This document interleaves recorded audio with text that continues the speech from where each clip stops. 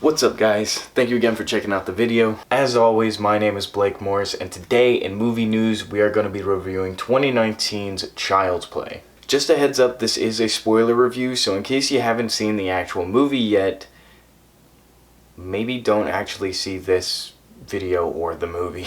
But before I jump into my review, I just want to remind you guys to swipe down below and subscribe to my YouTube channel for more videos like this. Whether it's movie reviews or movie news, I will always be here to talk about the wide world of cinema. So make sure you like the video, hit the subscribe button, and even hit that little bell icon down below to make sure that you're notified whenever I post a video. Anyways, let's jump into my review of 2019's Child's Play.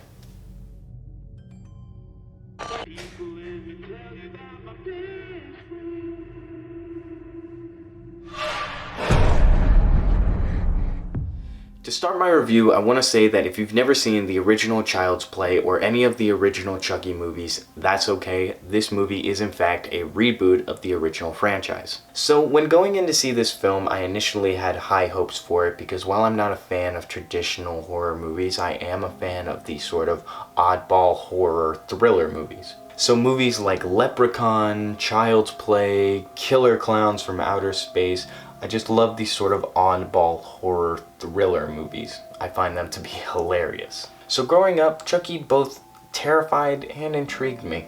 But there was a lot of bad things with this movie, and I'll get into those later. But before I get into the bad about this movie, I do in fact want to note some of the good that I found in this movie. Right off the bat, I want to say that Mark Hamill, aka Luke Skywalker himself, did a fantastic job of playing the tiny terror, Chucky. His voice was both friendly and terrifying and could switch in a matter of seconds. In fact, one of my initial fears when going to see this movie was that while I was watching it, I was going to picture either the Joker or Luke Skywalker the entire time I was watching the movie and not Chucky. But Mark Hamill does such a good job at portraying a child's toy that the entire time I was just picturing the toy, which is kind of the point. The next thing I want to talk about was how beautiful this movie was shot. There's excellent use of lighting. The movie was very bright and colorful, which at first was sort of off-putting because it's a horror film. But the more I started watching the movie, the more I started to actually appreciate how the movie looked and how well it was shot. So the movie gets an A+ in the visuals department from me. The last good thing I have to say about this movie is how funny the movie was at times. There were moments when the entire audience in my theater would laugh 30 seconds after the joke had already landed, and we would still be laughing. But with funny jokes and visuals aside, it doesn't help how weird and cliche the movie actually is. So to start off, I want to talk about this one weird plot hole that was even brought up a few times in the movie, and it just left me with this feeling of oddness. And that plot hole is between the main character and his mom. Now in the movie, the main character is a kid who's roughly around 11 or 12 years old, while the mom is believed to be roughly around 30 years old. I know it's not uncommon to see young parents in movies, but it's the fact that it's brought up a few times throughout the movie that makes it weird.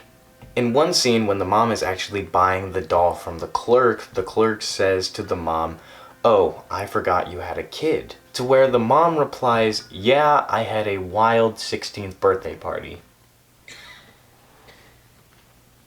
Yeah, that doesn't explain anything, it just makes us think you're a hoe.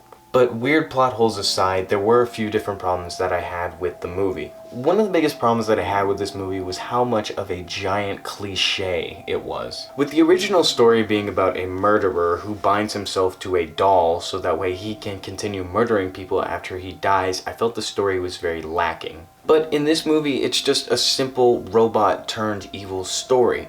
The robot grows an attachment to the boy, and then he starts going on some sort of evil, murderous rampage and goes against anyone that wants to stop them from being friends. In fact, in the very beginning of the movie, we see an angry customer come in with his older Chucky doll and says that he wants to replace his doll with a newer model that's coming out later next month. And the moment they do this, they start showing a wider range of Chucky dolls. As soon as this happened, I immediately knew how the movie was going to end. It was going to end with Chucky somehow trying to take control over all these other dolls and go on a murderous rampage. And surely enough, that's what happened. Surely you can't be serious. I am serious. And don't call me Shirley. Aside from the evil robot cliche, there's also the bad neighborhood kids cliche.